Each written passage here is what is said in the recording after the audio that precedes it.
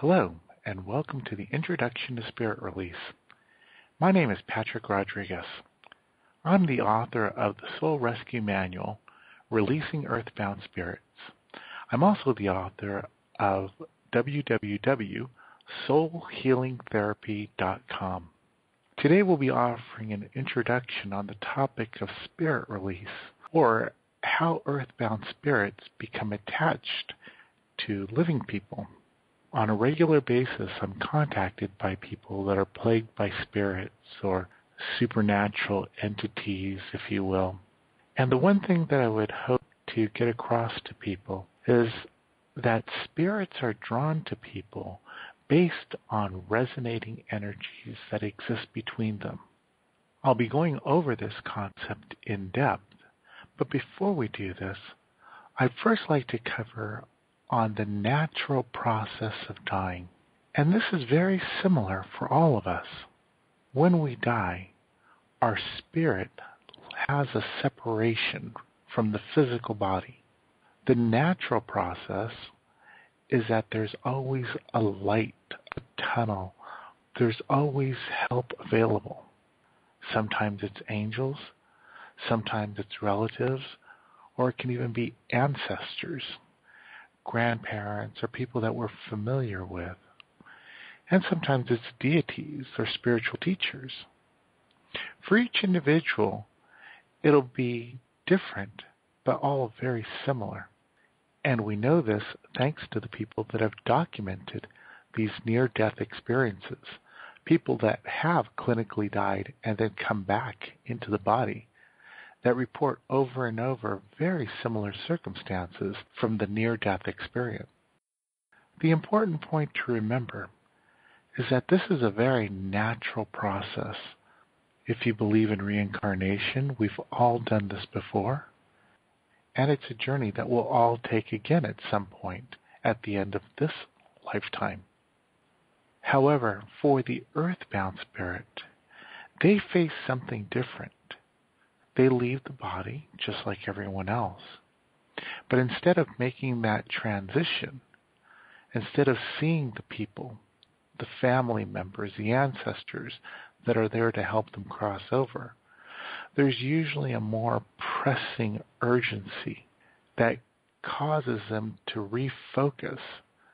And so rather than take that natural journey, they find themselves focusing on the physical reality of life. For one person, it could be the urgency of getting home to their family, that their family needs support. They separate from the physical body, and next thing they know, they're there in spirit form, and they never learn how to get out of that. They never learn to transition. Some spirits realize that they no longer have their physical body, but it's the fear of what comes next that causes them to stay earthbound. They've been taught from religion that there's a punishment and they don't feel worthy or deserving of going to the next step, moving into the light. And as a result, they stay earthbound. But what I've found is for each spirit, they have their own individual reason, even though the reasons may be very similar. Now, as a result, these spirits are not the happy, the loving, the caring, because their mindset was one of disturbed, being lost, suffering, if you will. That's the mindset that they carry over. For some spirits, it's an anxiety. For some, it's fear. For others, it's a confusion. But it's always these type of negative emotions, if you will, that they carry with them. Now let's talk a little bit about how spirits attach to living people. If you ever have a chance to come to my in-person seminars, you'll get to see my wonderful art skills, which look very similar to this.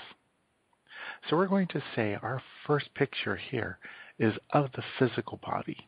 Our next slide shows the physical body, and I've used the outline in yellow to depict the aura or the energy body that surrounds a person. The next slide shows an emotional issue. These are emotional issues that we all have. These are the repressed emotions. For an adult male, he may have remembered many times his parents saying, "Big boys don't cry," as a child. So when he goes through some serious hurt in his adult life, that same hurt is still there because it was never allowed to release. He was always taught, "Big boys don't cry." And so he's still holding on to that pain. What was just an emotion that should have came and gone is now still residing in him as a repressed memory or suppressed emotion, which now becomes a stuck energy inside the energy body. And this is how attached spirits come to be. Spirits will come almost like a beacon that's radiating from the person.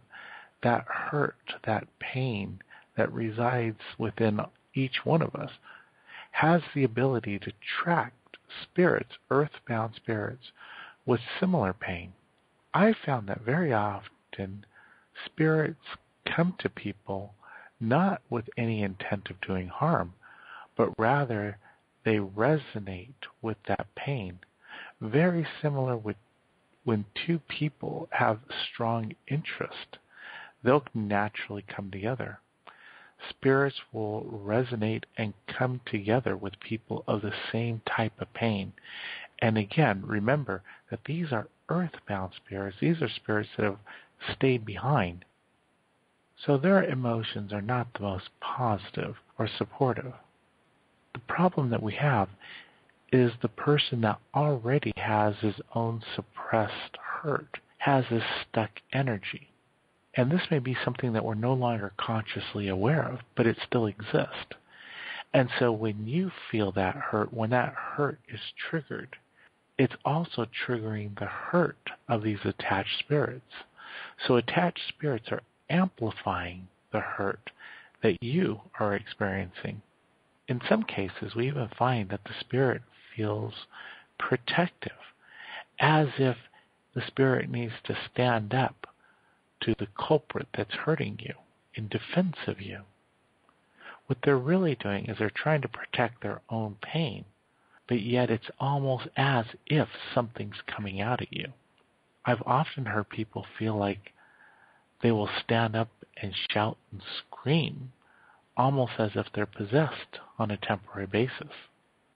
Once we go through this process of both releasing the energy and the spirits, that clears up. And I don't want to make this sound like it's an overnight miracle or a magic wand that's able to cure all ills, but it is rather amazing at what happens. In the soul healing therapy process, the first step that we do is remove that emotional energy that the spirits are resonating to, the attached spirits. We help you to first identify your own hurt and then help you to release the stuck energy within you. And the way we do that's explained on the Soul Healing Therapy website, which we invite you to take a look at. The next step is then helping the attached spirits to cross over. Now that there is not that energy to hold on to, they're able to release, they're able to let go. We don't want to just let them go wandering. We now want to help them to cross over in both safety and comfort. So with the soul healing therapy process, we don't just take away the spirits. We first help the person and then help the spirits to cross over. It's like therapy for both the living person, the energy body, and the attached spirits. Thank you for joining us in this introduction to spirit release.